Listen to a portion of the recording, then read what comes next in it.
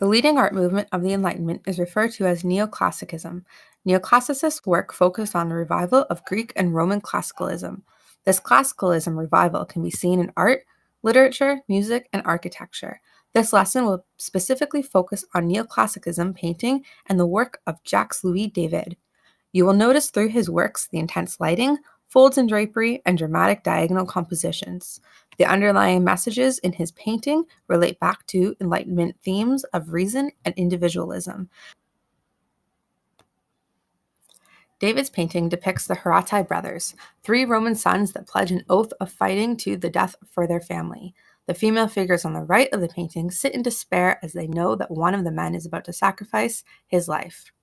Ideas of determination and heroism is not only seen by judging the figure's expression, but by the composition of their poses and the architecture. The arches in the background, along with the floor tiles, clearly separate the three phases or scenes that this painting has. It is this type of composition that represents individualistic and realistic ideas of not only neoclassicism, but of the Enlightenment. In the second arch, the father holds the swords out towards his sons to take and make the oath of Horatii. The swords are the focal point of the triangular composition of this painting. A lot of tragedy can be read in the father's facial expression. He holds the swords up, but does not have a tight grasp, as if to say, "Take them and fight before I change my mind." The sons are all at an equal fighting position, eager to begin and show confidence in their stance and facial expression. The third arch depicts Sabrina Horatii leaning towards her sister Camelia.